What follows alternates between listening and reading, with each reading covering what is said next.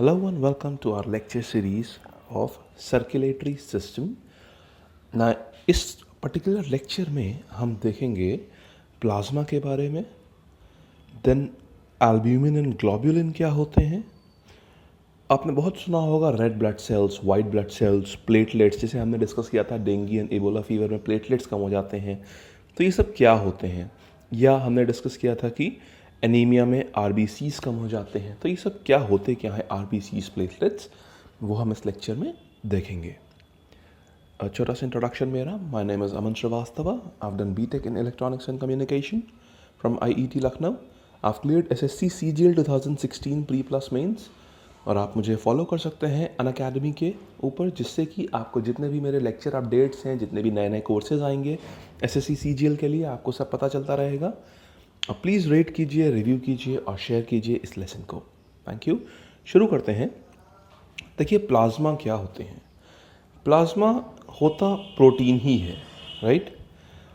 Part इसके देखें तो एल्ब्यूमिन, एल्ब्यूमिन अगेन एक प्रोटीन होता है।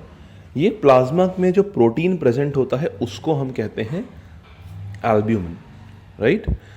क्या करता है ये, देखिए जब ब्लड पूरी बॉडी में ट्रैवल करता है तो होता क्या है, हर सेल को, एक छोटे से छोटे सेल को भी एनर्जी चाहिए होती है। वो एनर्जी कौन प्रोवाइड करता है, एल्ब्यूमिन में प्रेजेंट ये प्रोटीन, प्लाज्मा में प्रेजेंट ये प्रोटीन एल्ब्यूमिन, यही हर एक सेल, प्रत्येक सेल को जो एनर्जी प्रोवाइड करता है बॉडी की, वो एल्ब्यूमिन प्रोवाइड करता है, राइट। अब हम देखते हैं ग्लोब्यूलिन के बारे में।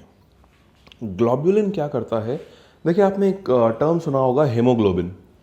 हेमोग्लोबिन बनता कैसे है, हेमो का मतलब होता है आयरन, Fe, और ग्लोबिन जो होता है वो ग्लोब्यूलिन, ये ग्लोब्यूलिन सब्सटेंस होता है, प्रोटीन होता है, जो कि क्या करता है, अपने आप को आयरन से अटैच कर लेता है। तो देखिए आयरन होता है हेमो, आयरन का जो लैटिन नेम है वो है हेमाटाइट। तो आयरन हो गया हेमो, देन ग्लोब्यूलिन, तो haemo plus globulin is haemoglobin, यही हेमोग्लोबिन बनता है। हेमोग्लोबिन का काम क्या होता है हम ये भी देख लें यहीं पर। हेमोग्लोबिन का काम ये होता है कि जो हम ऑक्सीजन का इंटेक कर रहे हैं, बार बार हम सांस अंदर लेते हैं बाहर छोड़ते हैं, तो जो ऑक्सीजन जाती है, इन ऑक्सीजन मॉलिक्यूल्स को हेमोग्लोबिन क्या करता है, एज अ व्हीकल काम करता है कि ऑक्सीजन मॉलिक्यूल लंग्स में आया, हेमोग्लोबिन उस जगह आया ब्लड से, उसने ऑक्सीजन मॉलिक्यूल को अपने ऊपर बैठाया और फिर वो उसको लेकर के पूरी बॉडी में ट्रैवल कर गया और जहां जहां जरूरत हुई हर एक को बांटता चला गया, राइट। अभी हेमोग्लोबिन का मात्रा क्या क्या होनी चाहिए, मेल्स में ये होना चाहिए 13 to 17 ग्राम्स पर 100 ml ऑफ ब्लड। फीमेल्स में ये होना चाहिए 12 to 15 ग्राम्स पर 100 ml ऑफ ब्लड, राइट। अभी देखिए अगर इससे कम होगा तो क्या होता है, एनीमिक पेशेंट्स जो होते हैं उनमें हेमोग्लोबिन जो चला जाता है 8, 8.5, 7, 6 यहाँ तक चला जाता है। तो क्या होगा, हेमोग्लोबिन कम हुआ। हेमोग्लोबिन कम हुआ तो आप ये समझ लीजिए एक तरीके से कि व्हीकल्स कम हुए। लेट्स से, जैसे एक एग्जांपल अगर लें, मान लीजिए आप रेलवे स्टेशन पे आए, रेलवे स्टेशन पे एक ट्रेन आई, एकदम से बहुत सारे लोग आए बाहर। अभी अगर बहुत सारे लोग आए बाहर और उनको वहाँ से ले जाने के लिए पब्लिक व्हीकल या पब्लिक कन्वेंस कम है, तो क्या होगा, वो वहीं खड़े रहेंगे, वो जा नहीं पाएंगे आगे, राइट। सेम केस यही होता है, हेमोग्लोबिन एक तरीके से व्हीकल का काम करता है। अगर उस जगह पे हेमोग्लोबिन प्रेजेंट नहीं है उनको आगे ले जाने के लिए, तो वो वहीं रहेंगे और अगले जब हम एक्सहेल करेंगे तो वो वहाँ से ऑक्सीजन चली जाएगी। तो बॉडी में एनर्जी नहीं डिसिपेट हो पाएगी, डिस्ट्रीब्यूट हो पाएगी। क्लियर है। अब देखते हैं आगे और कौन सा सब्सटेंस होता है प्लाज्मा के अंदर। हेपारिन। हेपारिन होता है एंटी कोगुलेंट सब्सटेंस। देखिए कोगुलेशन क्या होता है, हिंदी में बोले तो थक्का जिसको हम बोलते हैं। हेपारिन एंटी कोगुलेंट होता है। अगर मान लीजिए ऐसे क्लॉट्स को अवॉइड करता है, क्लॉट्स नहीं बनने देता है हेपारिन, ठीक है। और ये कहाँ बनता है, लिवर में। It is formed in liver. अब हम आते हैं अनदर फेमस कैटेगरीज आरबीसीज के ऊपर। नाउ आरबीसी क्या होते हैं, by concave in shape. By concave का मतलब क्या हुआ, लेफ्ट हैंड साइड से भी ऐसे, राइट हैंड साइड से भी ऐसे। क्लियर, दोनों तरफ से ऐसे और ऐसे। बाइकॉन्केव। नाउ आरबीसीज में न्यूक्लियस नहीं होता है, आरबीसीज में न्यूक्लियस नहीं होता है, आपको ध्यान रखना है। एक्सेप्ट किसमें, किनके आरबीसीज में होता है? Camels and mammals. अभी बात यह है कि आरबीसीज ये बनते कहाँ हैं। तो आपको याद होगा जब हम बोन्स कर रहे थे तो बोन के अंदर red bone marrow and yellow bone marrow होता है, राइट? तो रेड बोन मैरो में ये आरबीसीज का फॉर्मेशन होता है, right? They are formed in red bone marrow और स्प्लीन में। और इन्फेंट्स में, मतलब इन्फेंट्स का मतलब क्या होता है? 0 से लेकर के 0 से 1 साल तक की उम्र के बच्चे इन्फेंट्स कहलाते हैं। उनमें कहाँ बनता है ये? लिवर में। क्लियर? तो आरबीसी बनने के 2 लोकेशंस हैं। अडल्ट्स में ये बनता है रेड बोन मैरो में, जो कि हमारी बोन्स के अंदर एक फ्लूइड होता है, और आपका ये इन्फेंट्स में बनता है लिवर में। क्लियर? अभी ये बात आती है कि आरबीसीज काउंट जो होता है कितना होना चाहिए। जैसे आपको याद होगा प्लेटलेट काउंट 1,50,000 से 4,50,000 तक होता है। ऐसे ही आरबीसीज काउंट कितना होता है? 4.5 से 6.5 मिलियन पर क्यूबिक एमएम। 4.5 से 6.5 मिलियन पर क्यूबिक एमएम। ठीक? फीमेल्स में कितना होता है? ये मेल्स का काउंट है। देखिए मेल्स का काउंट जितना भी होगा ऑलमोस्ट हर चीज़ में थोड़ा सा ज़्यादा रहता है। रीज़न बीइंग क्योंकि थोड़ा सा जो फिजियोलॉजी है वो थोड़ी सी डिफरेंट है, अपने विमेन काउंटर पार्ट से थोड़ी सी डिफरेंट है, इसलिए हर चीज़ में थोड़ा सा जितनी भी चीज़ें हैं वो थोड़ी थोड़ी डिफरेंट रहती हैं, चाहे वो काउंट हो, चाहे वो हार्ट का वेट हो, चाहे वो ब्रेन का वेट हो। इसलिए अब हम आगे बढ़ते हैं। और हाँ, ब्रेन के वेट से ब्रेन की एफिशिएंसी का कोई भी रिलेशन नहीं है। यस। नाउ फीमेल्स में 3.8 से 5.8 मिलियन पर क्यूबिक एमएम आरबीसीज रहता है। Now average life span RBCs का कितना होता है? 120 दिन। इसका मतलब कि अगर आज कोई आरबीसी बना, देखिए आरबीसी है तो सेल ही, ठीक है? हर सेल का अपना एक लाइफ स्पैन होता है। आज आरबीसी बना तो 120 दिन, यानी कि तकरीबन 4 महीने बाद वो डेड हो जाएगा। आरबीसी का फंक्शन क्या है? Transportation of gases like oxygen and carbon dioxide. At high altitudes the count of RBCs increase. ये आपको ध्यान रखना है, at high altitudes the count of RBCs increase. Now RBCs are also called as erythrocytes. इनको हम erythrocytes भी कहते हैं।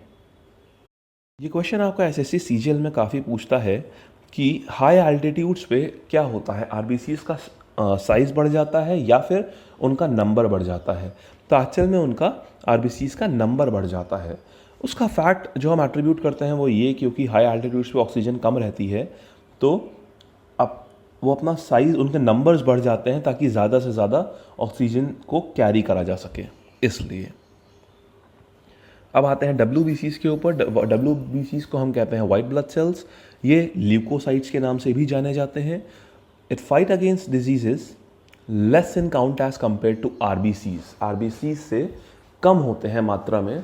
अभी ये बहुत ही बढ़िया स्लाइड है, इससे आपने कई बार अपना ब्लड टेस्ट कराया होगा। आज हम इसको पढ़ने के बाद अपने आप समझ जाएंगे कि हम अपना ब्लड टेस्ट खुद ही कैसे देखते हैं, राइट? देखिए ये 5 तरह के होते हैं RBCs: eosinophils, neutrophils, basophils, monocytes and lymphocytes. Now eosinophils की जो वैल्यू होती है, एवरेज वैल्यू होती है 1% से 6% तक। 1% से 6% तक।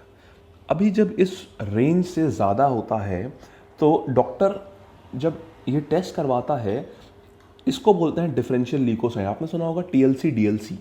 तो टीएलसी होता है टोटल ल्यूकोसाइट काउंट, मतलब टोटल डब्ल्यूबीसीज कितने हैं आपकी बॉडी में। डीएलसी होता है डिफरेंशियल ल्यूकोसाइट की कौन सी चीज़ कितनी कितनी है बॉडी में। तो अब हम बात करें अगर ईसोनोफिल्स की, तो इनकी वैल्यू है 1% से 6% तक। अगर ये ज़्यादा हुए इससे, इसका मतलब होता है आपकी बॉडी को किससे आपकी बॉडी को थोड़ा एलर्जी है? फॉरेन पार्टिकल, यानी कि डस्ट से आपको एलर्जी होगी, पॉलन ग्रेन से आपको एलर्जी होगी, या फिर जब गेहूँ धान कटता है तो जो उसका जो पार्टिकल्स उड़ते हैं उससे आपको एलर्जी होगी। कई ऐसे लोग होते हैं जिनको इन चीज़ों से एलर्जी होती है। वो क्यों होती है, डॉक्टर कैसे चेक करते हैं उनको, इसके थ्रू। अगर इसका काउंट रेफरेंस से ज़्यादा है तो ये आपको प्रॉब्लम होती है। देन न्यूट्रोफिल्स, इनकी काउंट WBCs में सबसे ज़्यादा होती है, ठीक है। बैसोफिल्स, स्किन डिजीज़ रिलेटेड, जितनी भी स्किन डिजीज़ होती हैं वो कैसे चेक होती हैं, बैसोफिल्स के थ्रू। अगर ब्लड में देखा जाए अगर बैसोफिल्स की मात्रा, तो पता चल जाता है स्किन डिजीजेस हैं कि नहीं है, या कितना है, बैसोफिल के काउंट से मालूम चल जाता है।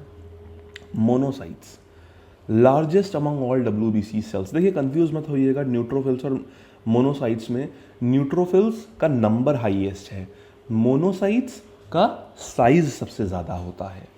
अच्छा, मोनोसाइट्स के बारे में एक और चीज़ आपको बताना चाहूँगा, जो ये मवाद होता है, चोट लगने पे अक्सर आपने देखा होगा एक पीले रंग का मवाद बन जाता है चोट में, जिसको हम मवाद कहते हैं हिंदी में। तो वो क्या होता है, वो एक्चुअली मोनोसाइट्स ही होते हैं। मवाद बनता है मोनोसाइट्स के टूटने से। जब सेल्स का ब्रेकेज होता है ना चोट में, तब मवाद बनता है उससे। क्लियर। अब आते हैं लिम्फोसाइट्स। लिम्फोसाइट्स हमारे बॉडी की आर्मी होती है, ये भी रेड बोन मैरो में बनते हैं, ठीक है। इनका एवरेज लाइफ स्पैन क्या होता है, 3 to 9 days। क्लियर। अभी आपने सुना होगा ब्लड कैंसर क्या होता है, ब्लड कैंसर बहुत सुना होगा। तो blood cancer actually, blood cancer को हम ल्यूकेमिया भी कहते हैं। Blood cancer actually uncontrolled growth of WBCs होता है। जब WBCs की ग्रोथ जो होती है वो अनकंट्रोल्ड हो जाती है, मतलब कि वो बढ़ते ही चले जा रहे हैं, उस केस में ब्लड कैंसर यानी कि ल्यूकेमिया होता है। अभी ये कहाँ बनते हैं RBCs, रेड बोन मैरो में। तो ब्लड कैंसर को ट्रीटमेंट का भी तरीका यही होता है कि क्या करते हैं ब्लड कैंसर में, जो आपकी बोन्स के अंदर रेड बोन मैरो होता है उसको ही निकाल देते हैं पूरा, और उसको रिप्लेस कर देते हैं एक फ्रेश और एक सही, एक हेल्दी बोन मैरो से उसको रिप्लेस कर देते हैं। क्लियर। अब आते हैं प्लेटलेट्स के ऊपर, जो आपने देखा होगा डेंगू में, इबोला में सब गिर जाती हैं। तो क्या होता है, प्लेटलेट्स एक्चुअली ब्लड क्लॉटिंग में हेल्प करती हैं। देखिए अगर ब्लड क्लॉटिंग ना होना, तो अगर एक छोटा सा कट भी लग जाए बॉडी से, तो पूरा बॉडी का blood, 5 to 6 litres of blood होता है बॉडी में, पूरा ब्लड बॉडी से निकल जाएगा। ये इंपॉर्टेंस है प्लेटलेट्स, ये क्लॉटिंग में हेल्प करती हैं। अगर ना हो तो पूरा ब्लड, एक डिजीज़ भी होती है उसको कहते हैं ब्लू ब्लड डिजीज़, जो कि एलिजाबेथ की फैमिली में थी। ये एक जेनेटिक डिजीज़ होती है, एक छोटी सी खरोच से भी आदमी इसमें ख़त्म हो सकता है, क्योंकि अब खरोच लगेगी, अगर ब्लड रुकेगा ही नहीं तो क्या होगा, चलत बहता जाएगा, सारा खून बॉडी के बाहर निकल जाएगा, राइट। प्लेटलेट्स सिर्फ और ये कहाँ बनती हैं, इनका फॉर्मेशन लिवर में होता है। ये भी आपसे SSC क्वेश्चन पूछता है, और आपको कंफ्यूज करने के लिए इसमें वो देता है red bone marrow, yellow bone marrow, spleen. Average life क्या होती है प्लेटलेट्स की, 15 to 35 days, ठीक है। ये प्लेटलेट्स की एवरेज लाइफ होती है। मेल्स में इसका काउंट 2.25 to 4 lakhs, फीमेल्स में इसका काउंट 1.5 to 4 lakhs। क्लियर। अब देखिए ये सबसे ज़्यादा इफेक्ट होता है डेंगू फीवर एंड इबोला में, जैसे कि हम कर चुके हैं। तो होप ये लेक्चर आपको काफ़ी पसंद आया होगा। इसमें आपको बहुत सारी जनरल नॉलेज की भी चीज़ें मिली होंगी, जो कि अपार्ट फ्रॉम ये सभी चीज़ें SSC CGL के हिसाब से तो बहुत ही इंपॉर्टेंट है, लेकिन आप अब कई बार तो आप अपना जो ब्लड रिपोर्ट है वो भी आप अपने आप ही देख लोगे कि आपको एक्चुअल में प्रॉब्लम क्या है, राइट। तो thank you so much students, और हम अगले लेक्चर में मिलते हैं, तब हम इसके आगे डिस्कस करेंगे। Thank you. Hello and welcome to our lecture series on biology for SSC CGL। इस पर्टिकुलर लेक्चर में हम देखेंगे हार्मोन्स के बारे में। ये आपने बहुत सुने होंगे, हार्मोन्स ये क्या होते हैं, ये हम आज देखेंगे। देन किसके बने होते हैं और इनका क्या काम होता है इनका, ये भी हम देखेंगे। देन ग्लैंड्स के बारे में हम देखेंगे, एंडोक्राइन, एक्सोक्राइन, इस टाइप की जो ग्लैंड्स होती हैं, या जो मिक्स्ड ग्लैंड्स होती हैं, जो कि एंडोक्राइन भी होती हैं, एक्सोक्राइन भी होती हैं, वो हम पढ़ेंगे। और ग्लैंड्स के बारे में कुछ फैक्ट्स। एक छोटा सा इंट्रोडक्शन मेरा नाम है Aman Srivastava. I have done BTech in electronics and communication from IET Lucknow. I have cleared SSC CGL 2016 pre+ mains. आप मुझे अनअकैडमी पे फॉलो कर सकते हैं, एंड प्लीज़ रेट कीजिए, रिव्यू कीजिए, और ज़्यादा से ज़्यादा शेयर कीजिए। शुरू करते हैं। देखिए हार्मोन्स होते क्या हैं, एक तरीके से कमांड्स होते हैं, ये कंट्रोल्स होते हैं, कमांड्स होते हैं, सिग्नल्स होते हैं। मैसेंजर्स होते हैं। अब इसका मतलब क्या है? ये हम इनको केमिकल मैसेंजर्स बोलते हैं, जो कि बॉडी के मोस्ट मेजर फंक्शंस, जैसे कि छोटे से लेके बड़े से बड़ा फंक्शन। देखिए कमांड क्या करता है, आप जैसे कंप्यूटर ऑपरेट करते हैं, आपने अपने माउस से जब आप कोई भी काम करते हैं, जैसे एक छोटा सा मीडिया प्लेयर का प्ले बटन दबाने से ले करके पूरा इंटरनेट एक्सप्लोरर या पूरी मेल फॉरवर्ड करने तक, ये सब आप कमांड्स देते रहते हैं अपने माउस से ही। सिमिलरली ये हार्मोन्स भी होते हैं, ये कमांड्स होते हैं जो कि कौन कौन से फंक्शन बॉडी ये कंट्रोल करते हैं। बेसिक से बेसिक, जैसे भूख लगने से ले करके पूरा रिप्रोडक्टिव फंक्शन तक, पूरा रिप्रोडक्टिव सिस्टम तक जो कंट्रोल करते हैं वो होते हैं हार्मोन्स। इवन आपके इमोशंस भी, जब आप बहुत खुश होते होंगे बहुत ही ज़्यादा, तो आप देखते होंगे आपकी आंखों से हल्के से आंसू टाइप आ जाते हैं, राइट। या आपने कभी कोई इमोशनल सीन देखा तो ऐसा हो जाता है। या कभी क्या होता है, एकदम से जब बहुत तेज़ डर लगता है हाथ कांपने लगते हैं। तो ये सब चीज़ें क्या होती हैं हम इसमें देखेंगे। विच साइंटिस्ट डिस्कवर्ड, कौन से साइंटिस्ट ने ये डिस्कवर किया था? तो उनका नाम था Starling. Hormones were discovered by Starling. Hormones का मतलब क्या होता है? एक्साइट करना या स्टिम्युलेट करना। एक्साइट करना या स्टिम्युलेट करना। देखिए स्टिम्युलेट करने का मतलब होता है किसी भी चीज़ को एक्टिवेट करना, ठीक है। हार्मोन्स वाइट कलर्ड सब्सटेंस होते हैं, ये प्रोटीन्स के बने होते हैं। ये भी एसएससी सीजीएल पूछता है कि हार्मोन्स किसके बने होते हैं, राइट। तो they are made up of proteins. Clear? देखिए hormones are release by endocrine glands. और एंडोक्राइन ग्लैंड्स क्या होती हैं? जो हमारे शरीर के अंतःस्रावी ग्लैंड्स, इनको हिंदी में हम बोलते हैं अंतःस्रावी ग्लैंड्स, जो हमारे शरीर के अंदर होती हैं। और ये डक्टलेस होती हैं। डक्टलेस का मतलब ये सीधे सीधे ब्लड में अपना सिक्रीशन रिलीज करती है। इनके पास कोई डक्ट या इनके पास कोई पाइपिंग नहीं होती है जिसके थ्रू ये डिलीवर करें। ये डायरेक्टली ब्लड में ऐड करती हैं ना। देखिए ग्लैंड्स कितनी तरह की होती हैं? ग्लैंड्स 3 तरह की होती हैं, endocrine, mixed and exocrine. Endocrine मतलब कौन कौन सी हुई इसमें? Pituitary gland, thyroid gland, adrenal gland और पीनियल ग्लैंड। एक्सोक्राइन ग्लैंड कौन कौन सी हुई? जो इनका ऐसा सिक्रीशन जो कि इनको हिंदी में हम बोलते हैं बाह्यस्रावी ग्लैंड्स। बाह्यस्रावी ग्लैंड्स जिनका सिक्रीशन हमको अपनी बॉडी के बाहर मिलता है, जैसे wax glands, sweat glands, lacrimal glands. इनका काम होता है आंसू, अश्रुधारा। अश्रु का काम होता है इनका, आंसू निकालने का काम होता है लैक्रिमल ग्लैंड से निकलता है। देन मैमल्स में होता है, जो फीमेल मैमल्स होती हैं उनमें milk glands, right. Similarly salivary glands, जो हमारा सेलाइवा होता है वो। ये सभी चीज़ें आपने देखा होगा बॉडी से बाहर मिलती हैं हमको, तो इनको हम कहते हैं एक्सोक्राइन ग्लैंड्स। ये सभी चीज़ें बॉडी के अंदर मिलती हैं, तो हम इनको कहते हैं एंडोक्राइन ग्लैंड्स। एंड देन कुछ ग्लैंड्स होती हैं मिक्स, जो कि एंडो भी होती हैं, एक्सो भी होती हैं। हम इनके बारे में डिटेल में देखेंगे। कुछ हम पहले इससे फैक्ट्स देख लें ग्लैंड्स के बारे में। सबसे छोटी ग्लैंड कौन सी होती है? Pituitary gland. बहुत ही छोटा सा साइज़ होता है। ये कहाँ पे होती है मैं आपको बताना चाहूँगा। ये आपने जो आपका तालू होता है मुंह के अंदर, ये जो तालू होता है मुंह के अंदर, इसके जस्ट ऊपर होती है। आप समझ सकते हैं कि इसकी वॉल के पीछे जो होती है वो होती है पिट्यूटरी ग्लैंड। इसको हम मास्टर ग्लैंड भी बोलते हैं। देन एक क्वेश्चन एसएससी पूछता है, third I of human body कौन सी होती है? तो वो होती है पीनियल ग्लैंड। उसको हम कहते हैं pineal gland. Largest endocrine gland, largest endocrine gland is thyroid gland. और लार्जेस्ट ग्लैंड पूछे तो लिवर। देखिए इन 2 क्वेश्चन में एसएससी सीजीएल बहुत फंसाने की कोशिश करता है। लार्जेस्ट ग्लैंड है लिवर और लार्जेस्ट एंडोक्राइन ग्लैंड है थायराइड ग्लैंड। क्लियर? देखिए उसके बाद क्या होता है, stress kicks the endocrine system into high gear. क्या होता है जब भी स्ट्रेस होता है आपको, जब जैसे मैंने आपको बताया कि एकदम से अगर आपको बहुत तेज़ गुस्सा आ जाए या फिर क्या हो कि एकदम से आपको बहुत तेज़ डर लगने लगे, तो क्या होता है एड्रेनालिन रश। या कभी कभी क्या होता है जब कभी लड़ाई हो जाती है तो एकदम से बॉडी में हल्का सा कांपने लगते हैं। ये सब क्या होता है? ये सब एड्रेनालिन रश बोलते हैं। एड्रेनालिन एक एड्रेनल हार्मोन होता है एक, वो रिलीज़ होता है बॉडी में।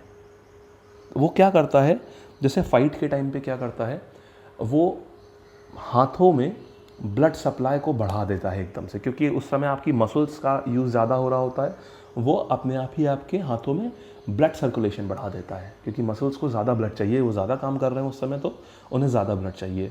तो ये चीज़ें होती हैं, ये अपने आप, ये सिस्टम इतना अच्छा है, इतना एफिशिएंटली काम करता है कि आपको कहीं भी कमांड देने की ज़रूरत नहीं पड़ती। इसकी पूरी प्रोग्रामिंग खुद हो रखी है। जैसे ही रिक्वायर्ड सिचुएशन, आँखों से जैसे ही रिक्वायर्ड कमांड्स जाते हैं, पूरा सिस्टम अपने आप ही एक्शन में आ जाता है। आपको एक्शन भी नहीं बोलना, सब कुछ अपने आप हो जाता है, राइट। तो thank you so much students. अगले लेक्चर में हम देखेंगे इन ग्लैंड्स के बारे में डिटेल में कि कौन सी ग्लैंड का क्या काम होता है, राइट। और अभी तक के लिए इतना ही। होप ये लेक्चर आपको पसंद आया होगा। आप प्लीज़ इसको रेट और रिव्यू करिए। Thank you so much. हम मिलेंगे अगले लेक्चर में।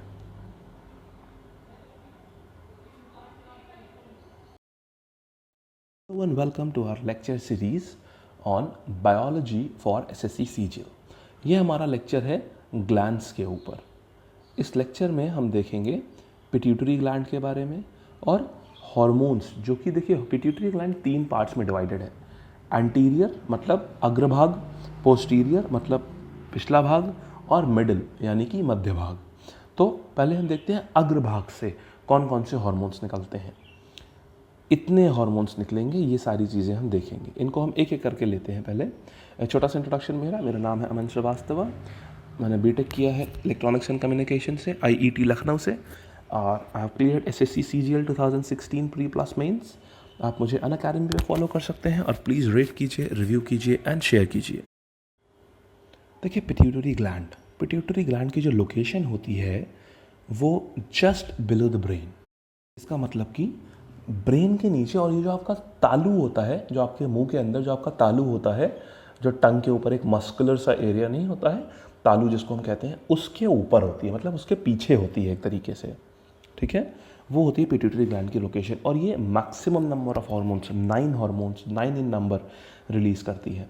अभी हम देखते हैं अग्रभाग से कौन कौन से रिलीज़ होते हैं। GH हार्मोन, ग्रोथ हार्मोन, ये आपकी जितनी भी तरह की ग्रोथ होती है आपको बचपन से लेकर बड़े तक की, वो इसको कंट्रोल करता है। जैसे आपका हाइट बढ़ती है, वेट बढ़ता है, हैंड्स और बोन्स का साइज़ बढ़ता है, ये सब किससे कंट्रोल होता है? ग्रोथ हार्मोन से, राइट। देन हम देखेंगे अगर ये हार्मोन कम सेक्रीट हो, हाइपोसेक्रीशन, तो क्या हो जाता है? ड्वार्फिज्म, मतलब कि बौनापन, छोटे रह जाते हैं जो लोग, जो बौने रह जाते हैं, उनमें ये चीज़ होती है कि ग्रोथ हार्मोन जो होता है वो कम निकलता है, ठीक है, कम सिक्रीट होता है। Then Simmonds disease, premature ageing, 10 साल के ही बच्चे के ऊपर झुर्रियाँ भी होंगी, झाइयाँ भी होंगी, बाल भी झड़ रहे होंगे, वो सिमंड्स डिजीज़ कहते हैं उसको। वो अगेन हाइपोसिक्रीशन की वजह से होता है, मतलब कि कम सिक्रीशन की वजह से। हाइपर सिक्रीशन जब ये ज़्यादा होता है तो क्या होता है? जाइगेंटिज्म। जाइगेंटिज्म मतलब हाथ पैर खूब बड़े बड़े होते हैं, और जो आपकी फेशियल बोन्स होती हैं वो काफ़ी बड़ी बड़ी होती हैं। जैसे कि आप कह सकते हैं कि कई बार आपने देखा होगा, खली का एग्जाम्पल हम ले सकते हैं, ठीक है। ऐसे ही एक्रोमेगाली में क्या होता है? चिन का एरिया जो होता है वो बहुत बढ़ जाता है, जॉ बोन का जो साइज़ होता है वो बहुत बढ़ जाता है, फेशियल बोन्स बहुत बढ़ जाती हैं, क्लियर। अब देखते हैं TSH क्या होता है? Thyroid stimulating hormone. ये थायराइड ग्लैंड के ऊपर काम करता है। पिट्यूटरी ग्लैंड रिलीज़ करती है इसको, TSH को, थायराइड ग्लैंड के ऊपर ये काम करता है, और क्या करता है? थायरॉक्सिन हार्मोन निकलवाता है, सेक्रीट करवाता है थायराइड ग्लैंड से, राइट।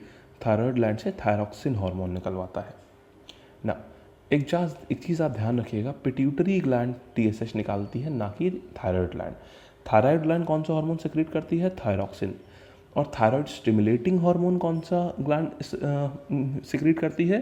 Pituitary gland. एग्जामिनेशन में अक्सर कंफ्यूज करता है, बच्चे सोचते हैं ये थायराइड स्टिमुलेटिंग हार्मोन नाम है तो फिर ये थायराइड ग्लैंड ही रिलीज़ करती होगी। नहीं, थायराइड ग्लैंड रिलीज़ करती है थायरॉक्सिन, और पिट्यूटरी ग्लैंड रिलीज़ करती है TSH, thyroid stimulating hormone, clear. आगे बढ़ते हैं। Follicle stimulating hormone, FSH। देखिए ये क्या करता है? मेल्स में स्पर्म्स का जैसे डेवलपमेंट होता है, फीमेल्स में ओवरीज का, तो ये FSH होता है जो कि इसके लिए रिस्पॉन्सिबल होता है। यही उसको स्टिमुलेट करता है, यही कमांड देता है स्पर्म्स के लिए बनने और ओवरीज के बनने के लिए। Then LH, luteinising hormone. ये हार्मोन्स, ये क्या करता है? मेल्स में एक टेस्टोस्टेरोन, एक हार्मोन पाया जाता है, टेस्टोस्टेरोन, एक केमिकल सब्सटेंस पाया जाता है टेस्टोस्टेरोन, और फीमेल्स में पाया जाता है ऑस्ट्रोजन एंड प्रोजेस्टेरोन, फीमेल्स में। वो इससे स्टिमुलेट होता है। ल्यूटेनाइजिंग हार्मोन वो हार्मोन होता है जो इनके जेनेसिस को प्रमोट करता है या इनको स्टिमुलेट करता है, इनको बनने के लिए कमांड देता है। ऑस्ट्रोजन और प्रोजेस्टेरोन कॉन्ट्रासेप्टिव पिल्स में भी पड़े होते हैं, ठीक है। इसी तरह देखिए HCG, human chorionic gonadotropic hormone, ये प्लेसेंटा, जो विमेन में प्लेसेंटा होता है जहाँ से बच्चा अटैच रहता है जिस वॉल से, देखिए होता क्या है, एक कुशन, एक वूम में, मदर्स के वूम में एक कुशन टाइप की एक मस्कुलर वॉल होती है जहाँ पे बच्चा एक उसका सपोर्ट लेके रहता है, उस वॉल को कहते हैं प्लेसेंटा, ठीक है। HCG हार्मोन जो होता है वो प्लेसेंटा से रिलीज़ होता है। अभी क्या होता है, आपको एक और इंटरेस्टिंग फैक्ट आपको यहाँ इस जगह बताता चलूँ। जब फीमेल्स में प्रेगनेंसी टेस्ट होता है तो वो प्रेगनेंसी टेस्ट में अगर HCG ही देखा जाता है, अगर HCG हार्मोन प्रेजेंट है उसमें, तो इसका मतलब एक फीमेल जो है वो प्रेग्नेंट है। क्यों? क्योंकि ये हार्मोन तभी रिलीज़ होता है, प्रेगनेंसी पीरियड में ही ये हार्मोन रिलीज़ होता है। तो यूरिन में इसका टेस्ट करा जाता है, अगर ये है तो मतलब कि जो फीमेल है वो प्रेग्नेंट है। Clear? ADH, anti diuretic hormone, देखिए ये क्या करता है हार्मोन, ये किडनी पे ऐड करता है और आपका यूरिनेशन जो होता है उसको ये कंट्रोल करके रखता है। जैसे क्या होगा, ये वाटर का एब्जॉर्प्शन में हेल्प करता है। क्या होता है अगर मान लीजिए वाटर का एब्जॉर्प्शन कम हुआ, ठीक, ADH है, ADH कम रिलीज़ हो रहा है तो वाटर का एब्जॉर्प्शन कम हो रहा है, मतलब एब्जॉर्ब कम हो पा रहा है वाटर, तो मतलब ज़्यादा बच रहा है। अगर ज़्यादा बच रहा है तो आपको ज़्यादा बार यूरिनेशन के लिए आपको फ्रीक्वेंटली आपको जाना पड़ेगा। इसको हम बोलते हैं डायबिटीज़ इंसिपिडस भी बोलते हैं। जब क्वांटिटी ऑफ यूरिन जो होता है बढ़ जाता है ना, फ्रीक्वेंट यूरिनेशन करना होता है, तो उसको डायबिटीज़ इंसिपिडस भी बोला जाता है। डायबिटीज़ दो तरह के होते हैं, मेलाइटिस एंड इंसिपिडस। तो ये डायबिटीज़ इंसिपिडस जो होता है वो ADH जब कम हो जाता है, कम सिक्रीट होता है, उस वजह से होता है, यूरिन की क्वांटिटी बढ़ जाती है, यूरिनेशन की फ्रीक्वेंसी बढ़ जाती है। प्रोलैक्टिन हार्मोन, ये लैक्टेटिंग पर्पस से होता है। देखिए क्या होता है, कोई भी फीमेल लैक्टेशन तभी या फिर अपना स्तनपान तभी करा पाती हैं जब वो प्रोलैक्टिन हार्मोन रिलीज़ होता है उनकी बॉडी से। तब तक क्या होता है कि मिल्क का प्रोडक्शन नहीं होता है ब्रेस्ट में, और इस वजह से क्या होता है कि कभी भी स्तनपान सिर्फ तभी हो पाएगा जब तक प्रोलैक्टिन हार्मोन नहीं होगा, तब तक नहीं होगा। और ये कब होता है, ये डिलीवरी के टाइम पे ये अपने आप ही प्रोलैक्टिन हार्मोन का फंक्शन जो है वो शुरू हो जाता है, इसका जो सिक्रीशन है वो शुरू हो जाता है, और ये डिलीवरी से 2 साल तक ये हार्मोन बनता रहता है। मतलब जो मैमरी ग्लैंड्स होती हैं, जो मिल्क ग्लैंड्स होती हैं जो ब्रेस्ट में, वो जन्म से 2 साल तक एक्टिव रहती हैं। क्लियर है? तो ये प्रोलैक्टिन हार्मोन मिल्क ग्लैंड्स को स्टिमुलेट करता है, राइट। ऑक्सीटोसिन, देखिए ऑक्सीटोसिन क्या होता है, जो जब लेबर पेन होता है, जब लेबर पेन होता है, यानी कि जब डिलीवरी से पहले जो एक पेन होता है उसको हम जो डिलीवरी के पहले जो पेन होता है एक्चुअल में उसको कहा जाता है लेबर पेन। वो एक तरीके से मैसेंजर होता है कि डिलीवरी का टाइम आ गया। आजकल तो साइंस एंड टेक बहुत एडवांस है, आजकल तो हमें टेस्ट से ही पता चल जाता है और बहुत ही एडवांस डेट दे दी जाती है डिलीवरी की। लेकिन कुछ टाइम पहले जब तक ये मशीन्स इतना नहीं डेवलप थी, तो क्या होता था, इस लेबर पेन से ही जाना जाता था कि हाँ अब सही टाइम है डिलीवरी का। और लेबर पेन जब होता था एक फ़ीमेल को, तो उस समय फिर प्रोसेस शुरू कर दिया जाता था उनकी डिलीवरी कराने के लिए, ठीक है। अभी कौन सा हार्मोन उस चीज़ के लिए रिस्पॉन्सिबल होता है, तो वो है ऑक्सीटोसिन। ऑक्सीटोसिन क्या करता है, यूट्रस मसल्स में कॉन्ट्रैक्शन पैदा करता है और उससे लेबर पेन होता है। क्लियर है? आगे बढ़ते हैं। देखिए अब आते हैं, देखिए हमने अग्रभाग एंटीरियर लोब के सभी हमने कर लिए हार्मोन्स। अब हम आते हैं मध्य भाग पे, middle lobe of pituitary gland से। MSH, मेलानोसाइट स्टिमुलेटिंग हार्मोन, क्या होता है, ये मेलानिन के प्रोडक्शन को स्टिमुलेट करता है। देखिए एक चीज़ आपको एक इन्फॉर्मेशन यहाँ देना चाहूँगा, जो स्किन का कलर होता है, देखिए आपने कुछ देखा होगा, कुछ लोग एकदम वाइट होते हैं, काफ़ी फेयर होते हैं, कुछ का कंपैरेटिवली डार्कर कॉम्प्लेक्शन होता है। तो ये होता क्या है एग्जैक्टली, ऐसा क्यों होता है? तो देखिए ये होता इसलिए है, एक हमारी बॉडी में एक सब्सटेंस होता है मेलानिन, उसको हम बोलते हैं मेलानिन, MELANIN। मेलेनिन जितना ज़्यादा होगा उतना ही कलर डार्क होगा, मेलेनिन जितना कम होगा उतना ही कलर लाइट होगा। मेलेनिन ज़्यादा कब होता है? बॉडी अपने आप ही मेलेनिन का प्रोडक्शन बढ़ा देती है। क्यों बढ़ा देती है? क्योंकि ये मेलेनिन का एक अपना फंक्शन है। मेलेनिन हमें यूवी रेज से, जो सन की यूवी रेज होती हैं, यूवी रेज बहुत हार्मफुल होती है। अगर यूवी रेज का डायरेक्ट कांटेक्ट हो जाए स्किन से तो स्किन कैंसर का खतरा रहता है। तो मेलेनिन अपने आप बढ़ा देती है बॉडी, ताकि मेलेनिन क्या करता है, एज अ अम्ब्रेला काम करता है, डिफेंस मैकेनिज्म होता है। ये बॉडी के ऊपर मेलेनिन, स्किन के ऊपर मेलेनिन को ब्लॉक कर देता है। मेलेनिन जो होता है स्किन के ऊपर यूवी रेज को ब्लॉक कर देता है, ठीक है। इसीलिए अगर देखिए साउथ इंडिया में या फिर अफ्रीका में क्या होता है, जहाँ पर भी सूरज ज़्यादा होता है या जो लोग धूप में ज़्यादा खड़े होते हैं, वो उनका कॉम्प्लेक्शन डार्क क्यों हो जाता है? उसका रीज़न है, उसका साइंटिफिक अप्रोच है उसकी अपनी। वो ये अप्रोच है कि देखिए धूप में ज़्यादा देर या आप ही थोड़ी देर अगर धूप में चले गए तो आपका कॉम्प्लेक्शन डार्क क्यों हो जाता है? रीज़न ये है, बॉडी को सिग्नल मिला धूप है, बॉडी ने क्या किया, मेलेनिन को प्रोड्यूस करके पूरी बॉडी में रन कर दिया, जहाँ जहाँ भी उसको धूप लग रही थी, धूप के पोर्शन थे जहाँ जहाँ पर भी। तो क्या हुआ, मेलेनिन आया तो वहाँ पे स्किन का कलर अपने आप डार्क हो गया। इसीलिए आप एक और चीज़ देखोगे, जो आपकी, आप धूप में जाओ लेकिन जो आपकी रिंग होती है, जो आप अंगूठी पहने होते हो, वो पोर्शन वाइट रहता है।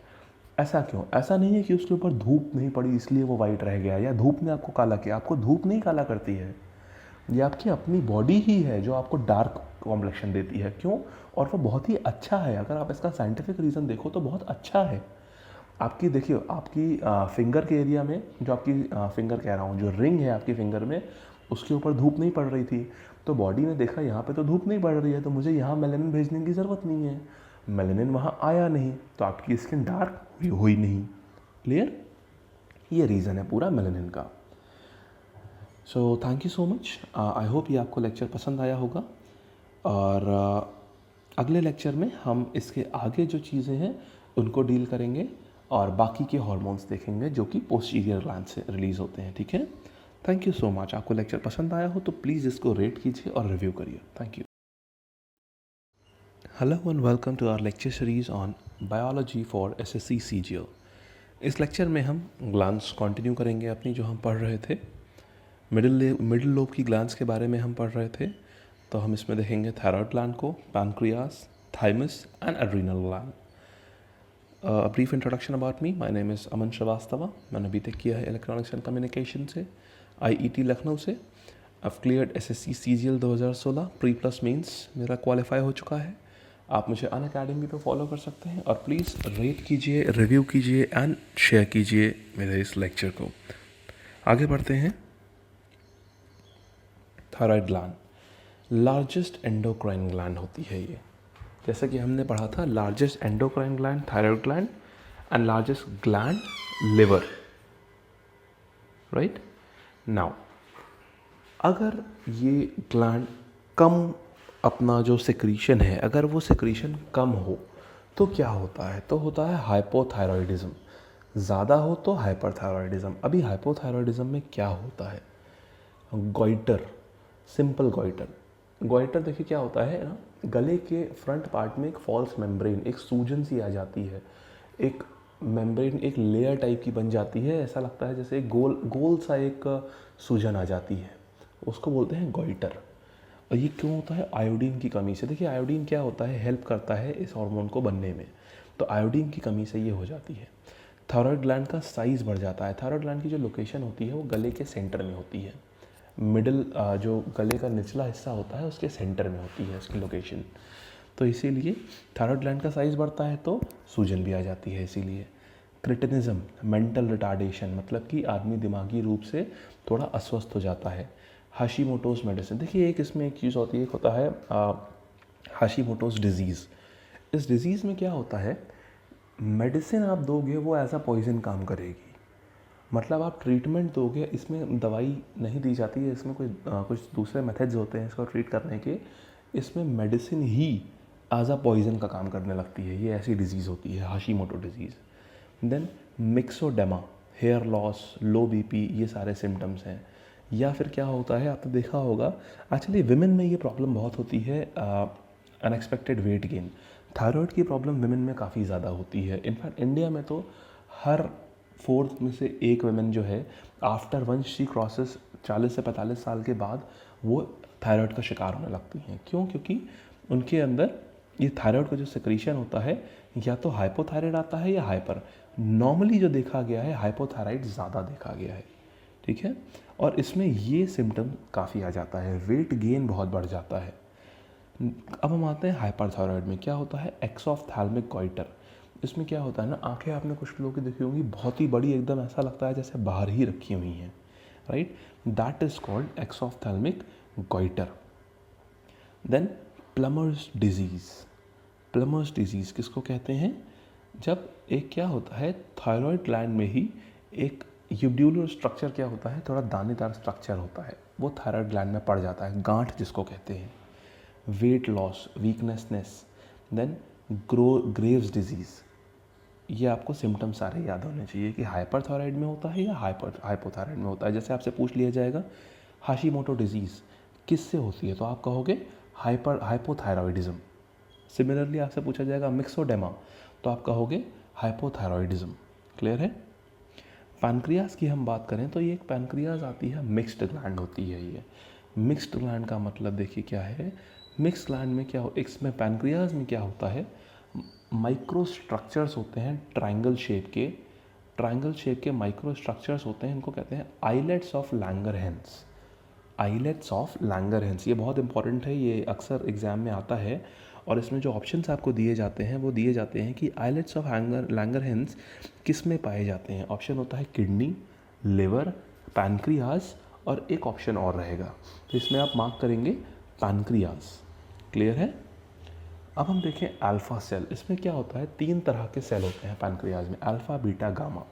इनके काम क्या क्या होते हैं? अल्फ़ा सेल क्या करते हैं, ग्लूकागॉन सेक्रेट करता है, जो कि ब्लड में शुगर लेवल को बढ़ाता है, ठीक है। बीटा सेल क्या करते हैं, इंसुलिन सेक्रेट करते हैं। ये amount of sugar in blood, sugar में ब्लड को जिसमें ब्लड में शुगर के लेवल को कम रखता है। होता क्या है, जब ये चीज़ कम हो जाती है डायबिटीज़ के पेशेंट्स में, इसका सिक्रीशन कम हो जाता है, जो बीटा सेल से जो सिक्रीशन है वो कम हो जाता है, इसीलिए उनको इंसुलिन के इंजेक्शंस लेने पड़ते हैं, ठीक है। देन गामा सेल्स, ये सोमैटोस्टैटिन रिलीज़ करता है, जो कि एक एंटी ग्रोथ फैक्टर होता है, सोमैटोस्टैटिन। आपको ये पूछा जाएगा अल्फ़ा सेल क्या सिक्रीट करते हैं, बीटा सेल क्या सिक्रीट करते हैं, एंड गामा सेल्स क्या सिक्रीट करते हैं। क्लियर है? अब हम आते हैं थाइमस और एड्रीनल ग्लैंड्स के ऊपर। देखिए, थाइमस ग्लैंड जो होती है एज्ड लोगों में नहीं पाई जाती है, ये डिसअपियर हो जाती है अपने आप। ये चेस्ट के, ये जो देखिए आपकी ब्यूटी बोन होती है, ये ब्यूटी बोन जहाँ मिलती है वहाँ पे लोकेटेड होती है, उसके और नीचे थोड़ा सा चेस्ट के ऑलमोस्ट सेंटर, जो अपर चेस्ट है उसके सेंटर में होती है ये, ठीक है। ये क्या करती है, इम्यून सिस्टम को रेगुलेट करती है, इम्यून सेल्स को स्टिमुलेट करती है इम्यून सेल्स के डेवलपमेंट के लिए, राइट। और also produces hormone that promote growth and maturation, helps in the formation of lymphocytes। फिर यही बात आ गई, WBC वाली बात आ गई, lymphocytes को प्रोडक्शन को स्टिमुलेट करती है। देखिए होता क्या है, आप बात समझिए, प्रोडक्शन कहीं और हो रहा है। प्रोडक्शन आप जानते हैं कि WBCs का जो प्रोडक्शन होता है वो आपका रेड बोन मैरो में होता है, लेकिन उनको स्टिमुलेट कौन कर रहा है, उनको कमांड कौन कह रहा है, कौन दे रहा है। एक तरीके से आप ये समझ लीजिए कि इनका एडमिनिस्ट्रेटिव ऑफिस ये होता है और वर्किंग ऑफिस वो होता है जहाँ पे वो काम चल रहा होता है। कमांड जो जाते हैं वो सारे यहाँ से जाते हैं और काम कहीं और हो रहा होता है। क्लियर है ना? ये उसी तरीके से जैसे किसी कंपनी का हेड ऑफिस तो कहीं पे होता है, लेकिन उसकी जो वर्किंग होती है वो पूरी बाकी जगह पे होती है, और हेड ऑफिस एक जगह होता है जो कंट्रोलिंग अथॉरिटी होती है उसकी। क्लियर? अब आते हैं एड्रीनल ग्लैंड्स।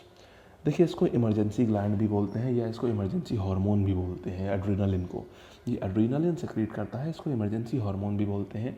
दोनों किडनीज़ के टॉप पे, दोनों किडनीज़ के हेड पे ये होता है, एड्रीनल ग्लैंड लोकेटेड होती है।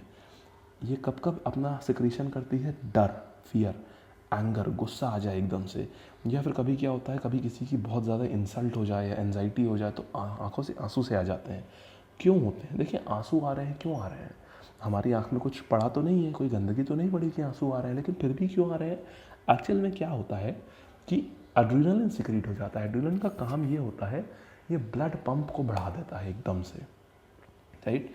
पीपल्स को डायलेट कर देता है, इंक्रीज हार्ट बीट, गूजबम्स दे देता है।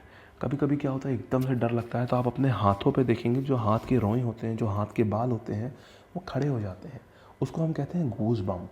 तो ये किस हार्मोन की वजह से होते हैं? वो होता है एड्रीनलिन। क्लियर है? होप यह लेक्चर आपको पसंद आया होगा। हम इसके अगले लेक्चर में मिलेंगे और तब हम और आगे पढ़ेंगे कि बाकी जो हमारे सिस्टम्स हैं उनके बारे में, right. Thank you so much.